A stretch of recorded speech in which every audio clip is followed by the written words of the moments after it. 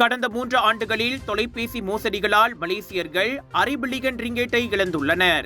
2023 முதல் இவ்வாண்டு ஜூன் வரை 7473 தொலைபேசி மோசடி சம்பவங்கள் பதிவாகி அதில் 53 கோடியே 27,65,591 ரிங்கெட் இழப்புகள் ஏற்பட்டதாக புகிட் அமான் வர்த்தக குற்றப்புலனாய்வுத்துறை இயக்குனர் டத்துருஸ்டி முகமது இசா கூறினார். இந்த மோசடிகள் குறைவதற்கான அறிகுறிகள் காணப்படவில்லை.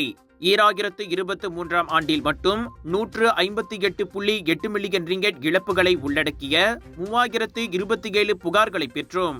இதையடுத்து மோசடி கும்பல்களை சேர்ந்த 1139 நபர்களை கைது செய்தோம் என்றார் அவர். கடந்த ஆண்டு மோசடி சம்பவங்களின் எண்ணிக்கை 2825 சற்று குறைந்தாலும் இழப்புகள் 142.2 மில்லியன் ரிங்கெட் அதிகமாக இருந்தது. தவிர 1281 பேர் கைதானதாக அவர் கூறினார்.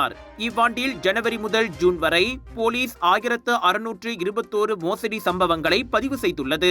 இதன் மூலம் 72.95 மில்லியன் ரிங்கெட் இழப்பு ஏற்பட்டு 713 பேர் கைதாகினர். இந்த புள்ளி விவரங்கள் தொலைபேசி மோசடிகள் எவ்வளவு பரவலாகவும் மோசமாகவும் மாறிவிட்டன என்பதை காட்டுகின்றன என்று அவர் கூறினார்.